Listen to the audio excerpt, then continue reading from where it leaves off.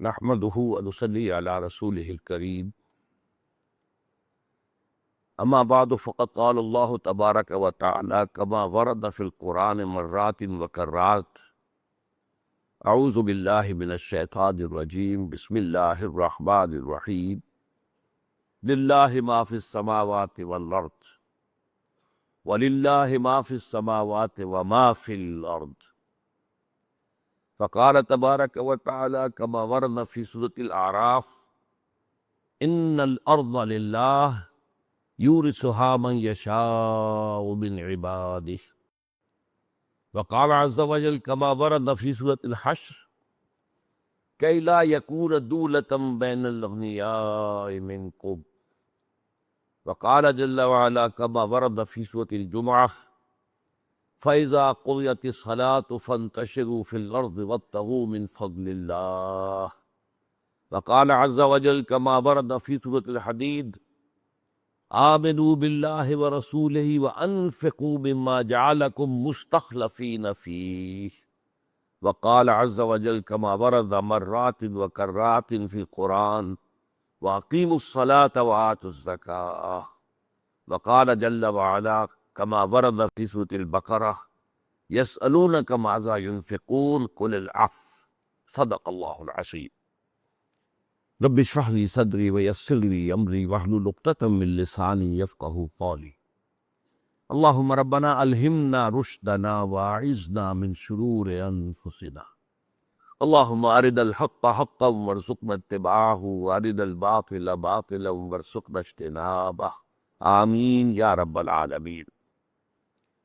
میں نے عرض کر دیا تھا کہ آج میں اسلام کے معاشی نظام کے بارے میں آپ سے کچھ گفتگو کروں گا۔ جیسے ہم نے اسلام کا سیاسی نظام کیا ہے، عہد حاضر میں نظام خلافت کا سیاسی اور دستوری ڈھانچہ کیا ہوگا، اس پر گفتگو کی ہے۔ اسی طرح جاننا چاہیے کہ اسلام کا معاشی نظام کیا ہے، اور جو دنیا میں معروف معاشی نظام ہے ان سے تقابل کیا ہے، کن چیزوں میں اختلاف ہے، کن چیزوں میں اتفاق ہے، یہ آج کا موضوع ہے۔ اور آپ کو معلوم ہے کہ آج کی دنیا میں معاشیات جو ہے وہ اہم ترین مضمون ہے۔ آج کا انسان کہا جاتا ہے کہ یہ اصل میں اکنامک اینیمل بن گیا ہے، انسان اقتصادی حیوان بن چکا ہے۔ ساری جو سیاست ہے پوری دنیا کی وہ اقتصادیات کی گھومتی ہے۔ تو یہ بات اپنی جگہ بہت اہم ہے کہ ہم سمجھیں کہ اسلام کا معاشی نظام کیا ہے۔ اب اس کے ضمن میں بھی جیسا کہ میں نے سیاسی نظام کے بارے میں آپ سے عرض کیا تھا کہ جدید اصطلاحات کے حوالے سے بات نہ کی جائے تو بات کو سمجھانا بہت مشکل ہو جاتا ہے۔ بعض اصطلاحات ہیں کہ جو معروف ہیں، لوگوں کو معلوم ہے، اور ان کے حوالے سے آپ مائنس پلس کر کے بات بتا دیں کہ اس کے اندر یہ مائنس کیا جائے، یہ پلس کیا جائے تو ہماری بات بچ جائے گی، تو اس سے جو ہے اس بات کا سمجھنا آسان۔ اب ہمارے سامنے اصل میں دو نظام ہیں، جن میں سے ایک تو اس کا انتقال ہو گیا، وہ مر چکا ہے، کمیونزم، لیکن وہ اس دور کا اہم نظام تھا، اور ابھی زیادہ دیر اس کو مرے ہوئے نہیں ہوئی ہے، اور ہو سکتا ہے کہ دنیا میں دوبارہ یہ مردہ زندہ ہو جائے۔ کیونکہ تاریخی پس منظر کیا ہے، کمیونزم دنیا میں کیوں پیدا ہوا تھا، وہ تاریخی تسلسل ذہن میں رکھیے، میں بیان کر چکا ہوں کئی دفعہ کہ خود اللہ تعالیٰ نے، اللہ کے نبی نے اپنے حضور صلی اللہ علیہ وسلم کی جو مثال تھی، اور پھر اس کے بعد خلافت راشدہ کی جو عملی مثال دنیا میں آئی، اس کے ذریعے سے کچھ اقدار جو ہیں، ویلیوز، ان کو دنیا میں روشناس کرایا۔ آزادی، حریت، انسان کسی کا غلام نہیں سوائے اللہ کے، اللہ کا غلام، کونوا عباد اللہ اخوانا، سب آپس میں بھائی بھائی اور سب اللہ کے بندے بن جاؤ۔ تو حریت، اس کا جو ہے سور پھونکا۔ ایک مساوات، یہ مساوات بھی ایک اعلیٰ قدر ہے، برابری ہونی چاہیے، کوئی اونچ نیچ جو ہے بہت زیادہ اور بہت ہی متفاوت معاملہ نہیں ہو جانا چاہیے۔ تو آپ کو معلوم ہے کہ پہلی چیز کے نتیجے میں فرینچ ریولوشن آیا۔ یہ بادشاہ کون ہوتے ہیں، یہ جاگیردار کون ہوتے ہیں، ہمارے حقوق ہونے چاہیے۔ اس کے نتیجے میں فرینچ ریولوشن آیا، کوئی 200 برس 250 برس قبل دنیا میں جمہوریت آ گئی۔ یہ بہرحال ایک اعلیٰ قدر کی طرف جو ہے انسان کی پیش رفت تھی، لیکن ہوا کیا، شیطان نے اس میں جمہوریت میں حاکمیت انسانی جو ہے ڈال کر اس کو کفر اور شرک بنا دیا۔ اس پر آپ تفصیل سے گفتگو کر چکے ہیں۔ لیکن جب یہ جمہوریت دنیا میں آئی ہے تو اسی زمانے میں انڈسٹریل ریولوشن آ گیا، مشین ایجاد ہو گئی۔ اب اس سے پہلے کیا ہوتا تھا، کوئی بیچارہ جو لاہا بیٹھا ہوا کرگے کے اوپر وہ کھدر بن رہا ہے، بس اور کیا ہے، تو مشین تو نہیں۔ اب کیا ہوا، ٹیکسٹائل ملز، کتنے اس کے اندر جو ہے لگے ہوئے کرگے، کتنے سپنڈلز ہیں، کتنے وہ ہے، اور یہ سارا معاملہ جو ہے ایک ایک کارخانے میں کئی ہزار آدمی کام کر رہا ہے۔ اب کیا ہوا، سرمایہ داری کی لعنت مسلط، اب کارخانے دار مسلط ہو گیا۔ پہلے جاگیردار مسلط تھا، اب کارخانے دار مسلط ہو گیا۔ اس کو بہت پیارا ایک مصرع ہے فارسی کا، رست از یک بند تا افتاد در بندے دیگر، ایک غلامی سے نجات پائی تھی کہ دوسری غلامی کے اندر پھنس گئے، جسے ہم کہتے ہیں کہ آسمان سے گرا کھجور میں اٹکا۔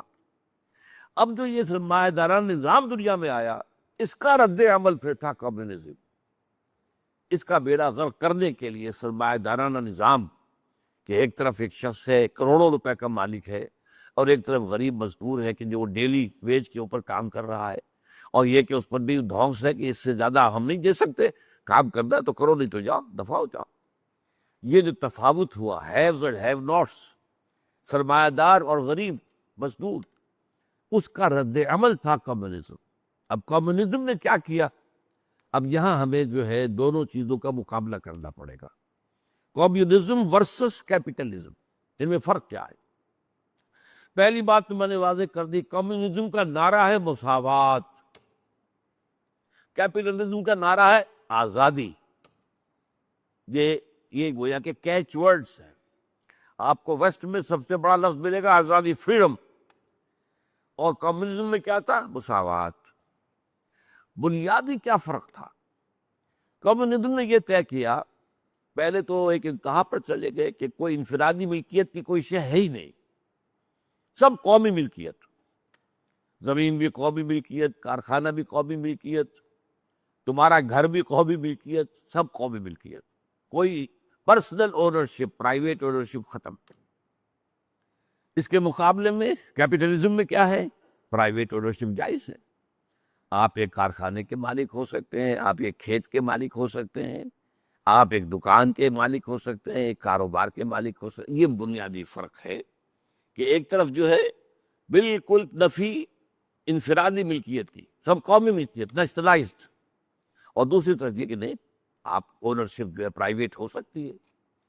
اب اس کا نتیجہ کیا نکلا، کمیونزم میں کیا ہوا، کام کرو ویج لو، تمہاری رزق کی ضمانت ہے، کام کرو گے کام ملے گا، کارخانے میں یا کھیت میں، لیکن اس کی تمہیں مزدوری ملے گی، تم اونر نہیں ہو نہ کارخانے کے نہ زمین کے، کام کرو، یہ سب کے سب جو ہے ملکیت ہے ریاست کی، نیشنلائزڈ ہے، یہ جو نیشن کی، قوم کی۔ لیکن یہ ہے کہ اس کا ایک فائدہ بہرحال ہوا کہ وہ فرق و تفاوت کے جو کیپٹلزم میں ہوتا ہے کہ ایک طرف ایک کروڑ پتی ہے اور ایک طرف ایک بھوکا مر رہا ہے، وہ وہاں نہیں تھا۔ اس میں یقیناً سب کی بنیادی ضروریات بھی تھیں، اگرچہ وہ مساوات کے سب بالکل برابر ہو جائے وہ تو نہیں ہو سکتا، آخر ایک سپاہی ہے، ایک کمانڈر ان چیف ہے، کیا ان دونوں کی تنخواہ برابر ہو جائے گی؟ تنخواہ تو ہے، فرق تو ہوگا نا۔ لیکن یہ واقعہ ماننا پڑتا ہے کمیونزم کا کہ یہ اچیومنٹ تھی کہ 1 to 30 سے زیادہ فرق نہیں تھا۔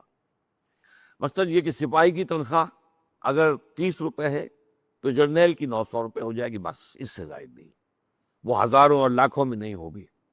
جبکہ کیپٹلزم میں کیا ہے، اس کا جو ہمیں نقشہ نظر آتا ہے خود امریکہ کے اندر، مین ہیٹن ایک چھوٹا سا جزیرہ ہے، میں نے آپ کو بتایا، اس کا جو جنوبی علاقہ ہے اس میں جو ہے وہ جو وال سٹریٹ کہلاتی ہے، دنیا کے سارے بڑے بڑے بینک وہاں ہیں، دولت دنیا کی سب سے زیادہ وہاں ہے۔ اسی کے شمالی حصے میں لوگ گھیٹوز میں رہتے ہیں، سب ہیومن لیول، حیوانی سطح پر غریب۔ یہ فرق و تفاوت جو ہے امریکہ میں آپ کو نظر آ رہا ہے آج بھی، یہ روس میں نہیں رہا تھا۔ روس کے اندر بہرحال ایک فرق تو تھا، بالکل برابر تو نہیں ہو سکتے لیکن بہت کم تھا، تفاوت جو ہے بہت کم تھا۔ اب یہ کہ اس طریقے سے روس میں اگرچہ مساوات تو آئی کسی درجے میں، کامل مساوات تو ممکن ہی نہیں، البتہ یہ ہے کہ اس کی ایک بہت بڑی قیمت انہوں نے وصول کی۔ وہ قیمت کیا تھی؟ One party dictatorship, communist party کی حکومت ہوگی یہاں پر، کوئی اور پارٹی نہیں بن سکتی۔ انتخابات ہوں گے لیکن ووٹ صرف کمیونسٹ پارٹی کے ممبر کے پاس ہوگا، جو کمیونسٹ پارٹی کا ممبر نہیں ہے اس کا کوئی ووٹ، اور کوئی زبان کھولنے کی اجازت نہیں ہے، تنقید کرنے کی اجازت نہیں ہے، جو ہے right of expression and right of association, اپنے اظہار خیال کی آزادی یا جماعت سازی کی آزادی، یہ بھی ختم۔ تو مساوات تو آئی but at the cost of freedom, freedom ختم۔ وہاں کیا ہوا امریکہ کے اندر؟ فریڈم تو بہت فریڈم۔ آج کل تو یہ 9/11 کے بعد جو حالات ہو گئے ہیں وہاں پر بھی جو ہے وہ حکومت کا عمل دخل زیادہ نظر آتا ہے، ورنہ یہ کہ میں چونکہ 1979 سے جا کر رہا تھا تو وہاں جا کر واقعی محسوس ہوتا تھا کہ آزاد فضا میں آ گیا، حکومت نظر ہی نہیں آتی۔ امیگریشن سے نکل کر باہر آتے معلوم ہوتا حکومت نام کی کوئی شے نہیں، وہ سپاہی کا ہی نظر آتا ہی نہیں، نظر آتا ہے تو صرف کوپ جو ہے وہ جو کہ کانسٹیبل ہے ٹریفک والا، بس اللہ اللہ خسن، وہ بھی مجال ہے کہ آپ کی توہین کر دے، آپ چاہے کتنے ہی غریب ہوں اور وہ چاہے اچھا لباس پہنے ہوئے، سر کہے بغیر آپ سے بات نہیں کرے گا، سر میں آئی سی یور ڈرائیونگ لائسنس، یہ انداز ہوگا اس کا۔ تو آزادی جس چیز کا نام ہے واقعتاً جو اس ویسٹ کے اندر اچیو کی گئی ہے وہ پوری دنیا میں آپ کو بے نظر نہیں آتی۔ یہ کوئی پولیس اسٹیٹ نہیں تھی جیسے کہ ہمارے ہاں سعودی عرب میں کیا ہے، نہ آپ کو پارٹی بنا سکتے، نہ آپ کو تنقید کر سکتے، نہ آپ کو جلسہ کر سکتے، کچھ نہیں، وہاں پر بھی بڑا شخص استمداد ہے۔ لیکن یہ کہ یہ جو آزادی وہاں تھی وہ at the cost of equality. اب وہاں پر جو فرق و تفاوت ہے کہ ایک بلینئر ہے، ارب پتی، اور ایک غریب ہے جو اس کے پاس کھانے کو بھی نہیں ہے، وہ خیرات جو ہے حکومت سے جو ملتی ہے اس پر گزارا کر رہا۔ یہ فرق و تفاوت جو ہے وہاں پر آپ کو نظر آئے گا، اگرچہ فریڈم وہاں پر وہ اپنے آخری درجے میں تھی۔ البتہ یہ ہے کہ چونکہ وہاں پر نجی ملکیت تھی، کام کرنے کی آزادی تھی، لہذا یقیناً جو ہے فرق پڑ جائے گا۔ اب اگر آپ لوگوں کو دوڑائیں، آپ دوڑ میں بھی شریک ہیں اور چاہے آپ کے کوئی آگے پیچھے نہ ہو تو یہ تو نہیں ہو سکتا، وہ تو یا تو یہ کیجئے کہ سب کو رسے سے باندھ دیجئے، تب تو نہ کوئی آگے رہے گا نہ کوئی پیچھے رہے گا۔ لیکن اگر فری مارکیٹ ہے، فری بزنس ہے، فری اکانومی ہے تو یقیناً کمپٹیشن میں کچھ آگے نکل جائیں گے، کچھ پیچھے رہ جائیں گے، تو جو پیچھے رہ جائیں گے ان کا بھی تھوڑا بہت بندوبست کیپٹلزم میں کیا گیا، جسے ویلفیئر کہتے، کہ بھائی یہ لوگ بالکل بھوکے نہ رہ جائیں، یہ بھوکے ہوں گے تو بھوکے بیڑی ہمارے پیٹ چاک کریں گے، کچھ نہ کچھ تو انہیں کھانوں کو دو نا۔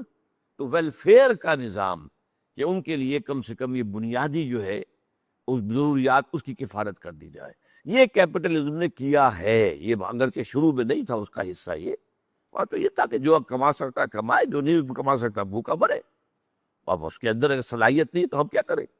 لیکن یہ کہ بعد میں کیپٹلزم کو اسے کہتے ہیں انٹرنل مینجمنٹ آف کیپٹلزم، کہ اس کے اندر سے اس کو مینیج کیا جائے کہ ایسا نہ ہو کہ بالکل بھوکے جو ہے بھیڑی ہے وہ آ کر پھر ہمارے جو ہے وہ پیٹ چاک کرے اور ہماری کوٹھیوں پر حملہ آور ہو جائے۔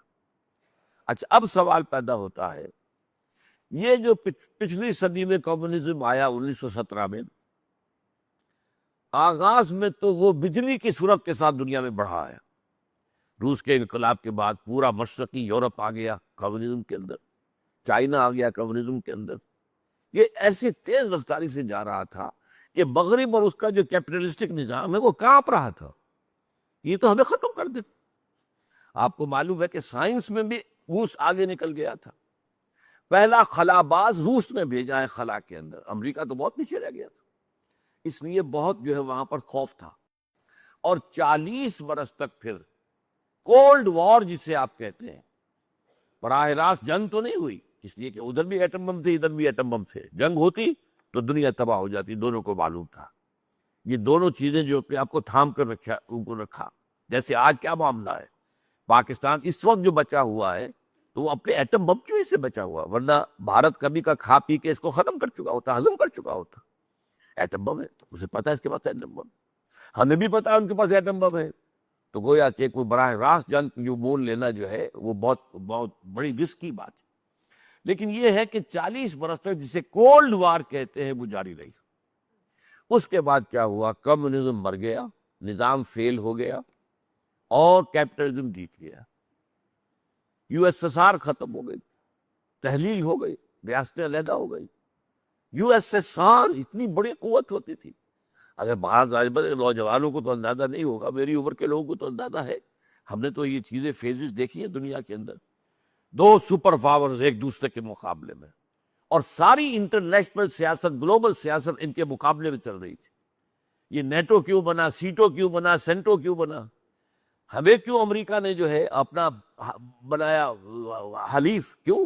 اسے وہ کنٹینمنٹ آف رشیا پالیسی روکنا تھا. اسے روکنے کے لیے ہمیں پاکستان جو ہے وہ ایک فرنٹ سٹیٹ بن گئی تھی، لہذا امریکہ نے مدد بھی بہت کی ہماری، اس میں کوئی شک نہیں تھا.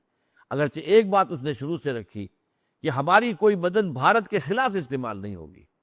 امریکہ کے ہتھیار ہم نے 1965 کی جنگ کے استعمال کیے تو اس نے پھر بند کر دی، مدد بھی بند کر دی، سینکشنز ہمارے اوپر لگا دی، کیونکہ یہ پہلے سے شرط تھی کہ جو ہتھیار ہم تمہیں دے رہے ہیں وہ صرف روس کے خلاف استعمال ہوں گے، وہ بھارت کے خلاف نہیں. بھارت یہ ایک علیحدہ ایشو تھا، اس کو میں اس وقت نہیں چھیڑنا چاہتا. اب سوچنے کی بات یہ ہے کمیونزم کیوں مرا اور کیپٹلزم کیوں جیت گیا؟ یہ آپ میں سے بہت سے لوگوں کے علم میں ہوگا کہ جب یہ یو ایس ایس آر ختم ہوئی اور کمیونزم کی گویا کہ موت باتیں ہوئی، اگرچہ چائنا میں ابھی وہ سسک رہا ہے، ابھی چل رہا ہے، لیکن یہ کہ وہ کمیونزم نہیں ہے جو تھا پہلے، آج سے 30 سال پہلے ہی. اس میں کچھ نہ کچھ کیپٹلزم کے اندر کی چیزیں شامل کر دی گئی ہیں. ہاں، ون پارٹی گورنمنٹ اور ڈکٹیٹرشپ وہ 100% موجود ہے، جو کمیونزم رشیا کا، جو یو ایس ایس آر کا معاملہ تھا. لیکن ویسے یہ کہ ان کے معاشی نظام کے اندر کچھ سرمایہ دارانہ نظام کی باتیں شروع کر دی گئی. لیکن بہرحال یوں کہیے کہ بحیثیت مجموعی کمیونزم کی موت واقع ہو گئی. تو فوکو یاما ایک بڑا مفکر ہے امریکہ کا، اس نے کتاب لکھی. وہ جیسے کہ بغلے میں جاتے ہیں نا، جو کسی فتح مندی میں اور کوئی خوشی میں آ کر کے ہم جیت گئے، دی اینڈ آف ہسٹری. معلوم ہوا، اس نے کہا کہ ثابت ہو گیا کہ ہمارا نظام سرمایہ دارانہ جو ہے یہی بہترین نظام ہے. دیکھ لو ہمارے مقابلے میں جو کھڑا ہوا تو مرا پڑا ہوا ہے نظام. اس سے ثابت ہو گیا کہ نظام صحیح وہی ہے جو ہمارا ہے، کیپٹلسٹ ہے. وہ لبرل سیکولر ڈیموکریسی جو جس پر ہم گفتگو کر چکے، ان کا نظام کا ایک سیاسی حصہ ہے، ایک معاشی حصہ ہے کیپٹلزم. اس کیپٹلزم کے حوالے سے جب اس کے مقابلے میں ایک قوت اٹھی تھی وہ مر گئی، ختم ہو گئی. ہم جیت گئے تو مطلب ہوا کہ سرمایہ داری جیت گئی، ثابت ہو گیا کہ بہترین نظام سرمایہ داری ہے. پھر اس کے بعد جو ہے ہنٹنگٹن نے کتاب لکھی کہ نہیں، ابھی یہ معاملہ ختم نہیں ہوا، ابھی تاریخ کے اور دور آنے ہیں، ابھی کلیش آف سیویلائزیشنز ہونا ہے، تہذیبوں کا تصادم ہونا ہے. اور اس کے بعد ایک اور کتاب آئی ہے، کلیش آف سسٹمز ہونا ہے، اور جو نظاموں کا ابھی مقابلہ ہوگا. اور اب نظام سامنے آ سکتا ہے، اسلام کا نظام، وہ آ کر تمہیں جو ہے چیلنج کرے گا. یہ اس کا امکان ہے جو دنیا میں ظاہر کیا جا رہا ہے. اور نیٹو جب یہ یو ایس ایس آر ختم ہوا ہے، اس کے بعد جب نیٹو کو اثر نو منظم کرنے لگے اور ایکسٹینڈ کرنے لگے، NATO North Atlantic Treaty Organization, NATO, اور رشیا کے مقابلے کے لیے تھی، یو ایس ایس آر کی کنٹینمنٹ کے لیے تھا. لیکن انہوں نے کہا کہ تمہارا دشمن تو ختم ہو گیا، اب تمہیں کس کا اندیشہ؟ اب ہمیں مسلم فنڈامنٹلزم کا خطرہ ہے، ہمیں اندیشہ ہے کہ ایک نظام جو ہے اسلام کا نظام وہ ہمارے مقابلے میں آئے گا. اس کے لیے ہمیں اب تیاری کرنی، اور اس کے بعد کی ساری پالیسی ویسٹ کی اسی ایک مرکزی نقطے کے گرد ہو رہی ہے. اب مجھے بتانا یہ ہے کہ کیوں مر گیا کمیونزم، کیوں جیت گیا کیپٹلزم؟ اس کے دو اسباب ہیں. پہلا سبب کیا ہے؟ انسانی جبلت ایک ہے، سرشت ہے انسان کی، اس کو آپ نے نظر انداز کر دیا. اس سرشت میں کیا ہے؟ اگر یہ کھیت میرا ہے، اس کی پیداوار میری ہوگی تو میں زیادہ محنت کروں گا، زیادہ پیداوار ہوگی تو فائدہ میرا ہے نا، تو میں محنت زیادہ کروں گا.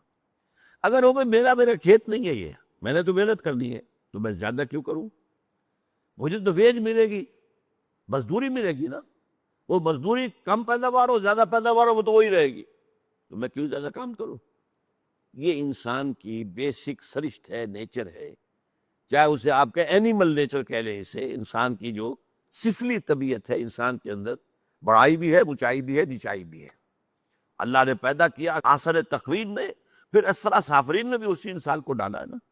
تو یہ اس کے سفلی جذبات میں، اب جیسے ایک کارخانہ ہے، کارخانے کا جو ایک مالک ہے، اس کارخانے کی ایک مشین خراب ہو گئی، اب ظاہر بات ہے کہ ایک مشین سے کارخانہ تو کھڑا ہو گیا، کارخانے کا مالک رات بھر کھڑا رہے گا، مستریوں کے سر پر سوار رہے گا، ٹھیک کرو اسے، کیونکہ اگلے روز ظاہر بات ہے کہ لیبر تو آ جائے گی، میرے اوپر تو پڑ جائے گا، مجھے وہی تو دینی پڑے گی، اور کارخانہ کام نہیں کرے گا تو میرا تو نقصان ہو جائے گا۔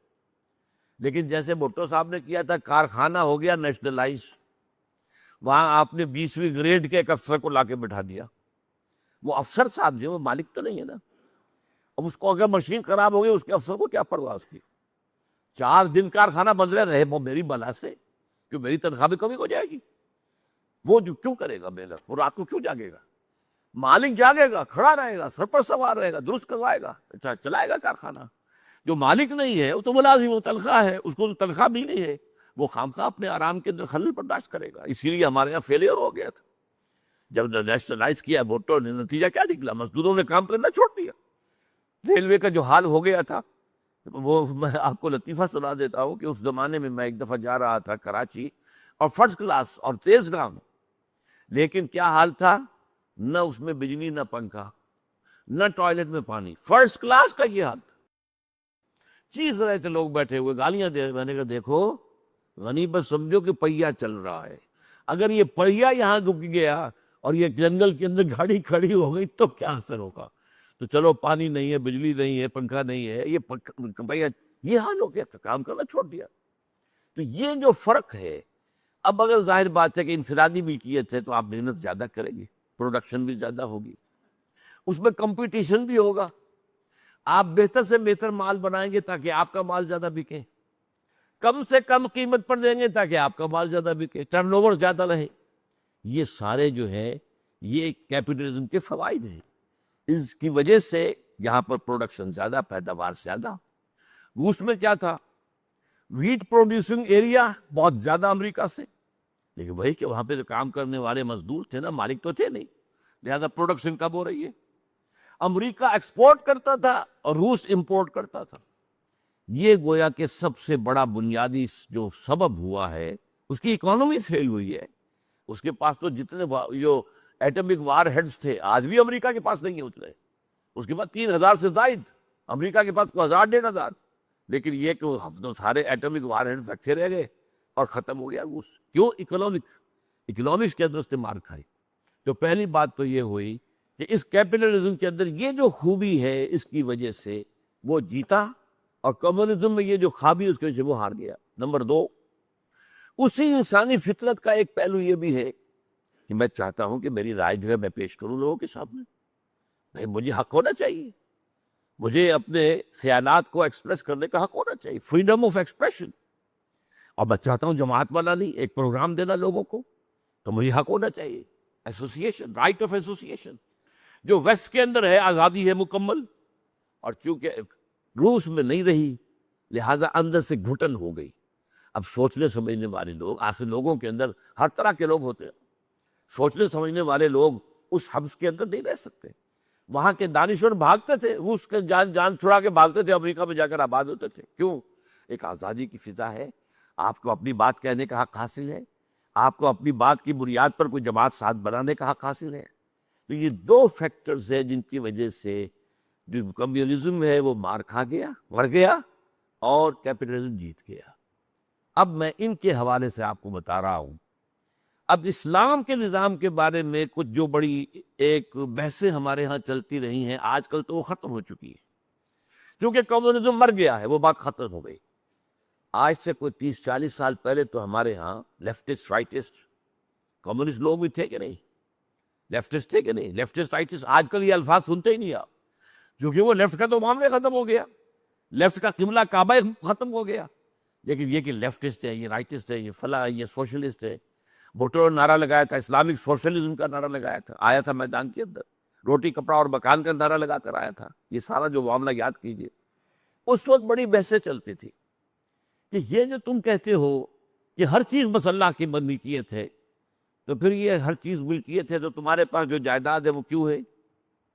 اور پھر زکوٰۃ کس چیز پہ ہوگی؟ اگر کسی کی ملکیت ہی کچھ نہیں ہے، کچھ اپنے پاس رکھتے ہی نہیں، یہ جو قرآن کہتا ہے کہ یہ پوچھ لیں گے ہم کتنا خرچ کریں، کہہ دو جو تمہاری ضرورت سے آئی تو خرچ کر دو اللہ کی راہ میں، ڈونٹ ریٹین اینی تھنگ، تو پھر زکوٰۃ کہاں پہ ہوگی؟ اگر ریٹین کرنا ہی نہیں ہے تو جائیداد کی تقسیم کا قانون قائم دے رکھا ہے اللہ نے، وہ تو دے رکھا ہے کہ جو بھی آپ کو چھوڑ کر جا رہے ہوں، جو بھی مال آپ نے چھوڑا ہو، کچھ فوت ہوا ہے تو اس میں یہ حصے دار ہے، یہ بیٹوں کا حصہ ہے، یہ بیٹیوں کا حصہ ہے، یہ بیوی کا حصہ ہے، یا بیوی اگر فوت ہوئی تو یہ شوہر کا حصہ، وغیرہ وغیرہ۔ تو یہ بڑی کنٹروورسیز تھی ہمارے ہاں، اور کچھ لوگ جو کہ سوشلزم اور کمیونزم کو اسلام کے عین مطابق ثابت کرنا چاہتے تھے، وہ ان چیزوں کا سہارا لیتے تھے کہ یہ چیزیں جو ہے جب تو اس میں ملکیت تو اللہ کی ہے، کسی اور کی تو ہے ہی نہیں، اور ان الارض للہ، میں نے ابھی آیت آپ کو سنائی، زمین اللہ کی ہے، یہ کسی زمیندار اور کسی کی جاگیردار کی نہیں ہے، کسی اور چھوٹے زمیندار کی بھی نہیں ہے، زمین تو بس نیشنلائز ہونی چاہیے، وغیرہ وغیرہ۔ اب اس کا حل کیا ہے؟ وہ ہے جو میں آپ کے سامنے رکھ رہا ہوں، اور بڑی عجیب سی بات میں کہنے لگا ہوں، اس کو ذرا غور سے سنیے۔ اسلام کے معاشی نظام ایک نہیں دو ہے۔ ایک ہے روحانی سطح پر، اسے ایمانی کہیں، احسانی کہیں، روحانی کہیں۔ ایک ہے قانونی سطح پر، ان دونوں میں کافی تضاد ہے۔ اب اس کی ایک مثال میں آپ کو باہر سے دے لوں تاکہ پھر یہ بات سمجھ میں آ جائے۔ دیکھیے ایک شخص نے آپ کو تھپڑ مارا، اب اگر تو آپ ہیں کمزور اور وہ ہے بہت ٹھاڑا، تو قہر درویش بڑھ جانے درویش آپ بدلہ لے نہیں سکتے، ٹھیک ہے؟ فرض کیجئے آپ اتنے طاقتور ہیں کہ بدلہ لے سکیں۔ اب آپ کے سامنے دو راستے ملے، ایک روحانی راستہ ہے، معاف کر دو، عفو، درگزر، تمہارے اندر روحانی ترفع پیدا ہو جائے گی، والعافین عن الناس، لوگوں کو معاف کرنے والے، وَإِن تَعْفُوا وَتَصْفَحُوا وَتَغْفِرُوا فَإِنَّ اللَّهَ غَفُورٌ رَحِيمٌ۔ اگر تم معاف کر دیا کرو، بخش دیا کرو، اور نظر انداز کیا کرو لوگوں کی زیادتیوں کو، تو اللہ بھی تو بخشنے والا ہے نا۔ تم نہیں چاہتے اللہ تمہارے گناہ بخشے، تو تم بھی لوگوں کو بخشو۔ دوسرا کیا راستہ ہے؟ بدلہ لو، قصاص، یہ بھی جائز ہے، بدلہ لے سکتے ہیں آپ۔ اب دیکھیے ایک ہے قانونی نظام، دنیا کے قانونی نظام کے لیے بدلہ ضروری ہے، ورنہ آج آپ نے اس کو چھوڑ دیا، کل وہ کسی اور کو بھی تھپڑ مارے گا، آج اس نے آپ کو مارا ہے کل کسی اور کو مارے گا، وہ تو مجرموں کی حوصلہ افزائی ہو جائے گی۔ وَلَكُمْ فِي الْقِصَاصِ حَيَاةٌ يَا أُولِي الْأَلْبَابِ، ہوش مندو، قصاص میں زندگی ہے، معاشرہ قصاص پر قائم رہ سکتا ہے، عفو پر نہیں۔ ہاں عفو، جبکہ آپ بدلہ لینے پر قادر ہیں، اگر معاف کرتے ہیں تو روحانی طرف وہ آپ کو حاصل، یہ انڈیویجول ہے، روحانیت انڈیویجول ہوتی ہے، انفرادی سطح پر آپ کو ترفع حاصل ہو جائے گا عفو کے ذریعے سے، لیکن معاشرے کی بہتری کس میں ہے؟ قصاص میں ہے۔ وَلَكُمْ فِي الْقِصَاصِ حَيَاةٌ يَا أُولِي الْأَلْبَابِ۔ اب قرآن مجید ایک طرف عفو اور درگزر کی تلقین بھی کر رہا ہے، ایک طرف کہتا ہے بدلہ لینے میں زندگی ہے، تو بظاہر تضاد ہے نا، لیکن تضاد نہیں ہے، دونوں کا محل مختلف ہے، ایک دنیا کے نظام کے اعتبار سے بات ہو رہی ہے، اور ایک انفرادی روحانیت کے اعتبار سے بات ہو رہی ہے۔ بالکل یہی معاملہ ہے اسلام کے معاشی نظام کا۔ اسلام کا ایک معاشی نظام ہے روحانی لیول پر، اس کے 4 کارڈینل پرنسپلز ہیں، نوٹ کر لیجئے۔ للہ ما فی السماوات و ما فی الارض، آسمان اور زمین کی ہر شے اللہ کی ملکیت ہے۔ ملکیت انسانی کی نفی، نہ انفرادی نہ قومی، نفی، پہلی بات ہو گئی۔ ایمان تو اسی پر ہے نا، ہر شے اللہ کی ہے، آسمان و زمین کی ہر شے اللہ کی ہے، اور جو تمہارے پاس ہے وہ اللہ کی امانت ہے، تم مالک نہیں ہو۔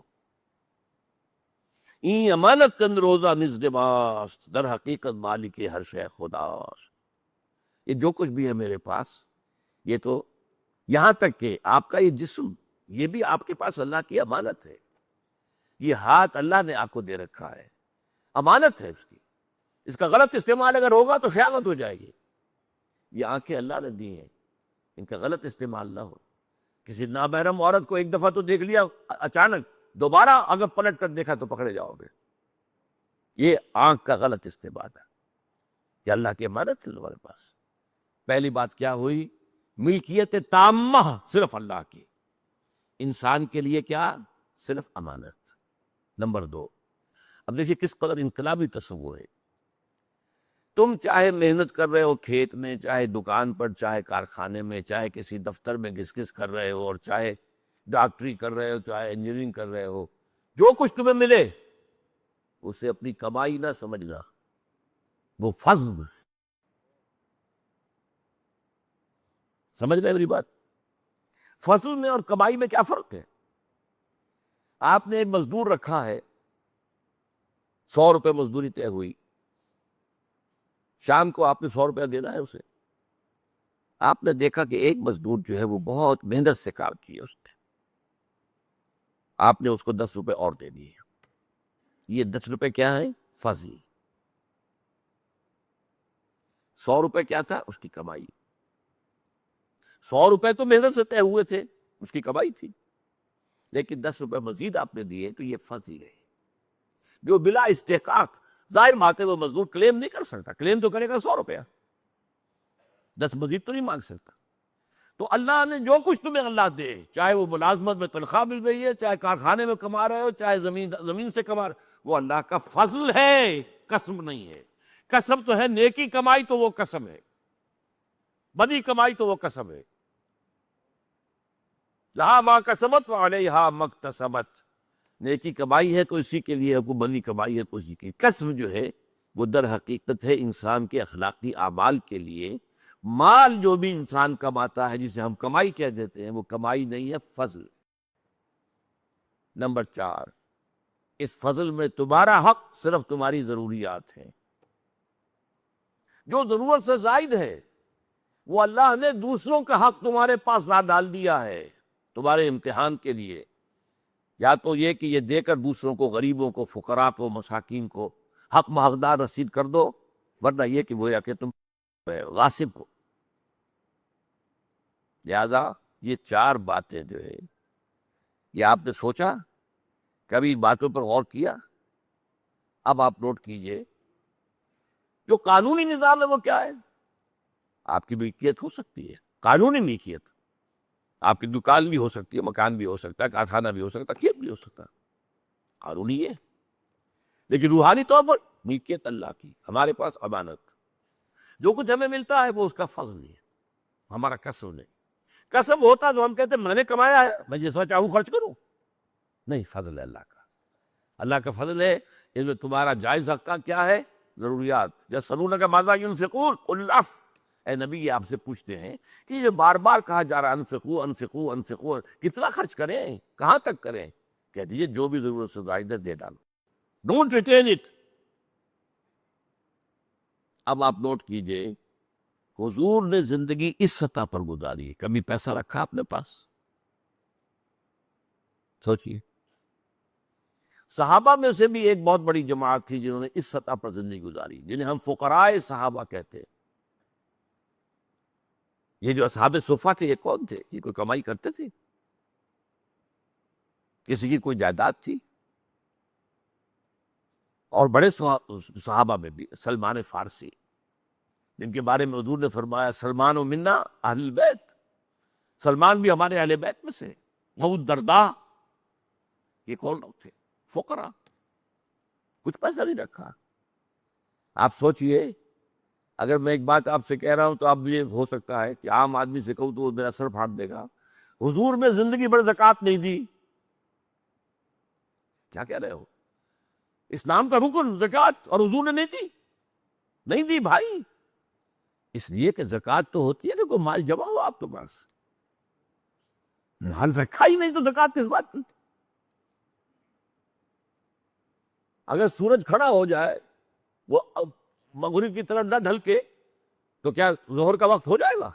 وہ تو نہیں ہوگا۔ کھڑا ہے اگر وہیں پر، ظہر تو نہیں آئے گی، عصر تو نہیں آئے گی۔ اسی طریقے سے مال رکھا ہی نہیں اپنے پاس کبھی تو زکوٰۃ کیسے ہوگی؟ وراثت کہاں ہوگی؟ کس بات کی وراثت؟ حضور نے تو فرمایا نحن معاشر الانبیاء لا نرث ولا نورث، ہم جو نبی ہیں، جو ایک جماعت ہے اللہ کی طرف سے، وہ تمام انبیاء جو ہیں، بنو اللاتن کہا حضور نے، یہ جو ہے در حقیقت ماں زاد بھائی ہیں آپس میں، باپ سب کا ایک ہے، ماں علیحدہ ہے نبیوں۔ تو فرمایا کہ ہمیں تو نہ ہمیں وراثت ملتی ہے اور نہ ہماری کوئی وراثت آگے جاتی ہے۔ اسی پر تو جھگڑا کر لیا تھا حضرت فاطمہ رضی اللہ تعالیٰ عنہ نے۔ حضور نے باغ فدق رکھا ہوا تھا اپنے گھر والوں کے خرچے کے لیے، ان کے انتقال پر فرمایا، انہوں نے حضرت فاطمہ نے کلیم کیا یہ میرے باپ کی وراثت ہے، مجھے منتقل کرو۔ حضرت ابوبکر نے فرمایا حضور نے تو یہ حدیث کہی ہے، وہی وراثت نہیں ہوتی نبی کی۔ تو وراثت وہ تو ایک متاع ہے، برتنے کے لیے ایک چیز رکھی ہوئی، وہ ملکیت تو نہیں۔ اسی طریقے سے نوٹ کیجئے، یہی سطح ہے جس پر کہ صوفیاء کرام نے زندگی گزاری ہے۔ یہ جو بابا فرید رحمۃ اللہ علیہ، ان کے ہاتھ پر اگر لاکھوں آدمی ایمان لے آئے، اور اگر اجمیری وہ معین الدین اجمیری رحمۃ اللہ علیہ لاکھوں آدمی ایمان لے آئے، کیوں؟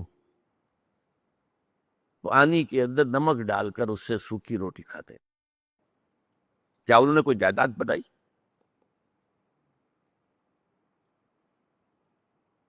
اب ان کے مقبرے جائیدادیں بن گئی ہیں، یہ دوسری بات ہے، جس کا اس کے ان سے کوئی تعلق نہیں۔ وہ تو جو بھی سجادہ نشین ہیں، ان کے عیش، ان کے جو بھی ہو رہے ہیں، لیکن خود ان کا معاملہ کیا تھا؟ تو حضور کی زندگی کیا تھی اس روحانی سطح پر؟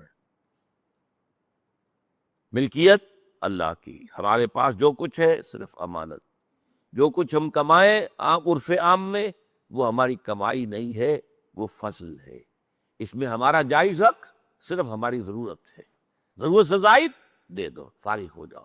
حق باغداد وسیم فی اموالہم حق للسائل والمحروم، مال تو تمہیں دیا اللہ نے، لیکن اس میں حق رکھا ہوا ہے سائل اور محروم کا، وہ ادا کر دو ورنہ تم غاصب شمار ہو۔ یہ ایک مکمل نظام ہے۔ حضور اور فقراء صحابہ اور بعد کے دور میں صوفیاء کرام، انہوں نے اس سطح پر زندگی گزاری۔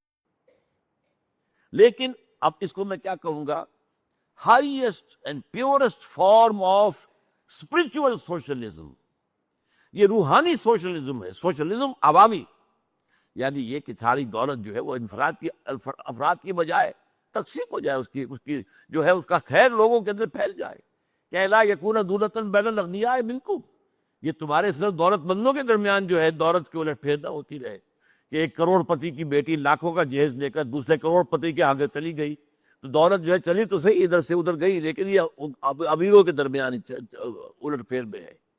یہ نظام اللہ نے دیا۔ اب آئیے لیگل لیول پر کیا ہے اسلام؟ کنٹرولڈ کیپٹلزم، انفرادی ملکیت، یس، یہ کھیت تمہارا ہے، یہ دو کارخانہ ہے تمہارا ہے، دکان تمہاری ہے، ٹھیک ہے، جو کماؤ گے وہ تمہارا ہوگا۔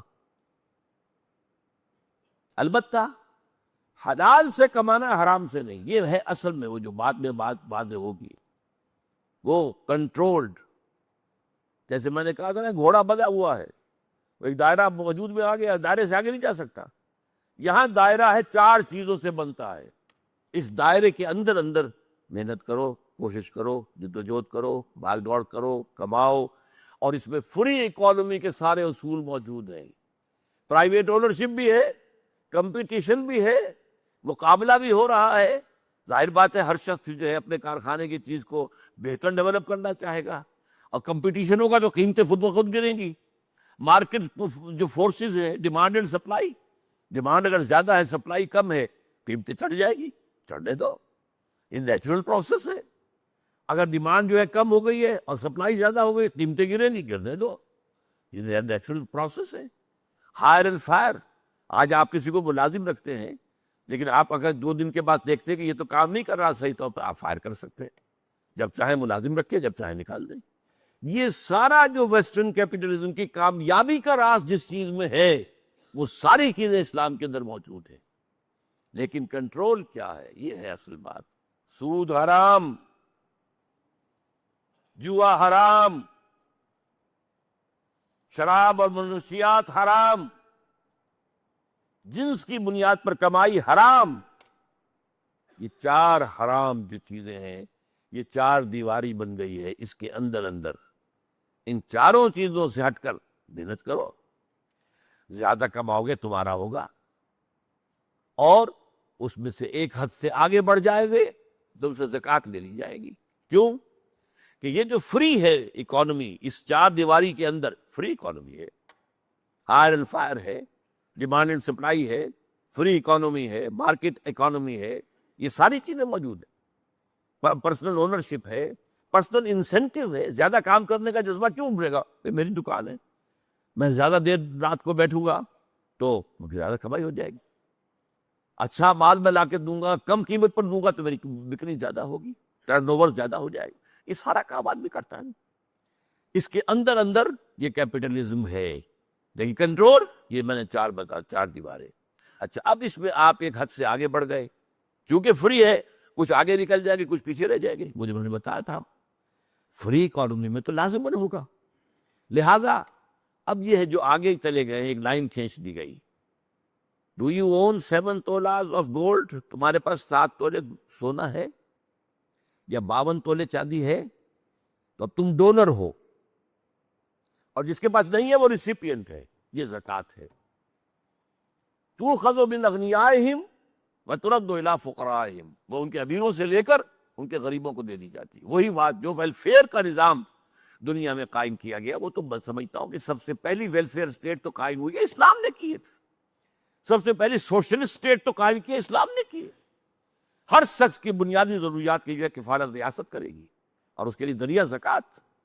جو آگے چلے گئے وہ دیں، وہ ڈونیٹ کرے، وہ ڈونر سے. جو پیچھے رہ گئے، اچھا فقیر جو ہے اس کا مطلب یہ نہیں کہ بھوکا مر رہا ہو وہی فقیر ہے. جس کے پاس 7 تولہ نہیں ہے وہ فقیر ہے. یعنی زکوٰۃ کے معاملے میں فقیر کسے کہا جائے گا؟ جس کے پاس یہ جو ہے نصاب والا مال نہیں ہے وہ فقیر ہے. جس کے پاس ہے وہ غنی ہے. غنی دیں گے، تؤخذ من اغنیائہم ترد الی فقرائہم. اس طریقے سے وہ انٹرنل مینجمنٹ آف کیپٹلزم بھی موجود ہے. لیکن ہے کس طریقے سے؟ خوبصورتی اس کی کیا ہے؟ دنیا میں سوشلزم کا جو نظام آج ہے وہ ٹیکسز کی بنیاد پر ویلفیئر چلاتے ہیں. اور ٹیکس جو ہے نیچرلی ہر شخص اس کو اپنے اوپر بوجھ سمجھتا ہے، اور وہ تو راستے تلاش کرتا ہے ادھر سے ادھر سے کسی طرح ٹیکس ایویژن ہو جائے، بچ جاؤں. بڑی بڑی کمپنیاں ہوتی ہیں جو راستے بتاتے ہیں ان سرمایہ داروں کو کہ ٹیکس سے بچنے کا یہ راستہ ہے، اس طرح بچ کر لو. اور زکوٰۃ عبادت ہے. عبادت میں اللہ سے ہیرا پھیری تو نہیں کرے گا انسان.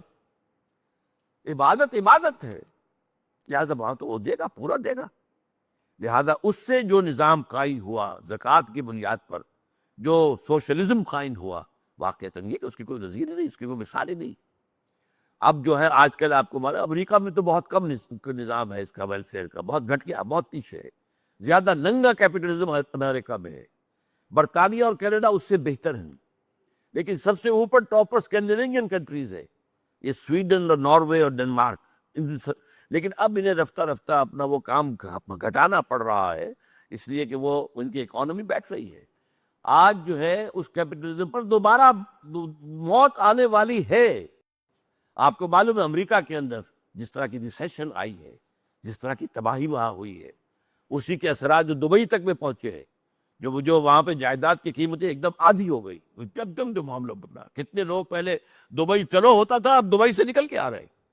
یہ سارا معاملہ جو ہے کیپٹلزم، فوکویاما نے کہا تھا کہ فتح ہو گئی ہماری، کیپٹلزم ہی دنیا کا نظام ہے. لیکن آج دنیا کے سامنے یہ ہے کہ سوچنا پڑ رہا ہے کہ نہیں، یہ کیپٹلزم جو ہے ننگا کیپٹلزم، یہ چلنے والا نہیں ہے. دوبارہ وہ کچھ سوشلزم کی سوچ رہے. حالانکہ اصل میں یہ موقع ہے، اس وقت انسان ایک کراس روڈ پر آ گیا. کدھر جائے اب؟ پہلے اگر کیپٹلزم ناکام ہوا تھا تو کمیونزم آیا، کمیونزم ناکام ہو گیا تو پھر کیپٹلزم آ گیا، اور یہ گلوبلائزیشن کی شکل میں آ رہا ہے. عالمی یہ ہے سرمایہ دارانہ نظام. لیکن اس کے خلاف بھی رد عمل پیدا ہوگا، اور یہی موقع ہے جب کہ ضرورت ہے اس بات کی کہ اسلام کا معاشی نظام دنیا کے سامنے پیش کر دیا جائے.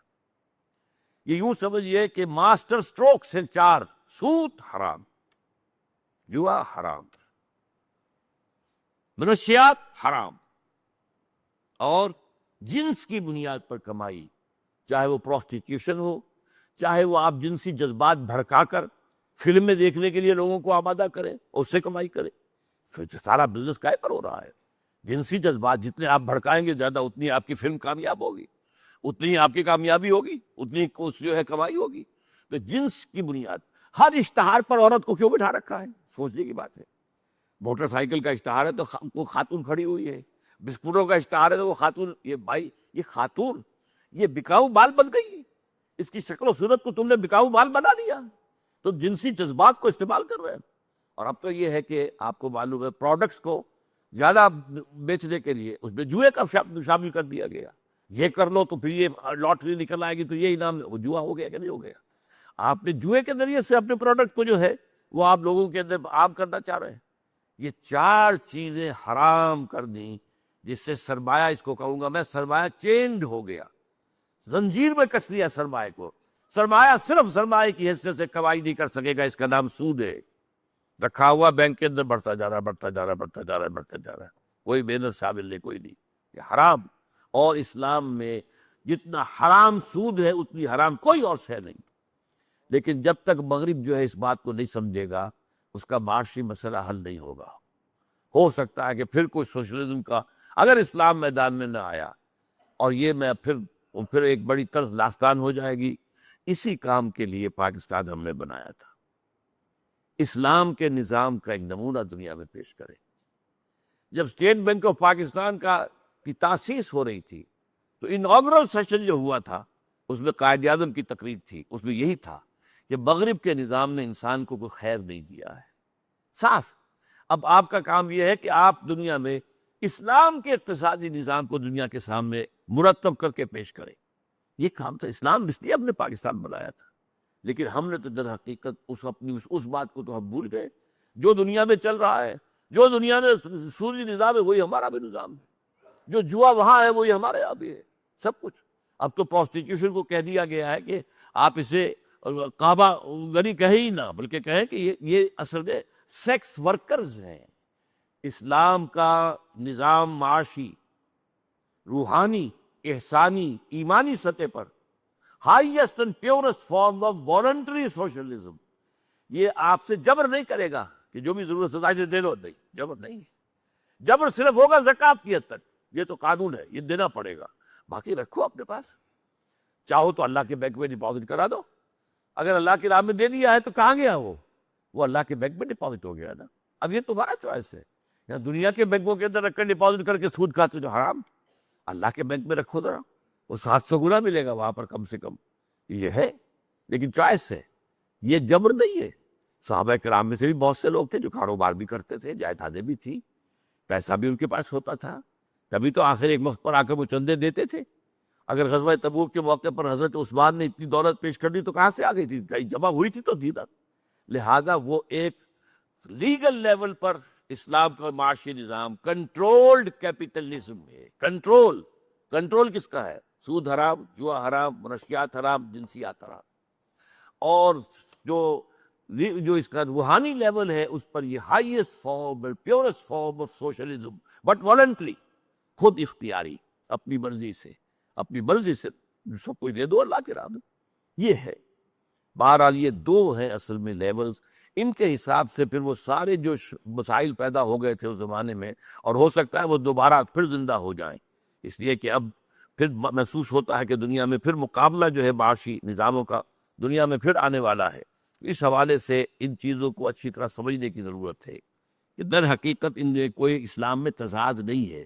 اسلام نے یہ دو لیول رکھ دیے، اپر لیول والنٹری ہے، آپ کی مرضی پر ہے، جبر نہیں ہے۔ لوور لیول پر قانون استعمال کیا جائے گا، سود حرام کیا جائے گا قانونی طور پر، اور جوا حرام کیا جائے گا، اس پر سزا دی جائے گی اگر کھیلا جائے گا کہیں پر۔ یہ ہے اصل میں دو نظام۔ اقول قولی ھذا واستغفر اللہ لی ولکم ولسائر المسلمین والمسلمات۔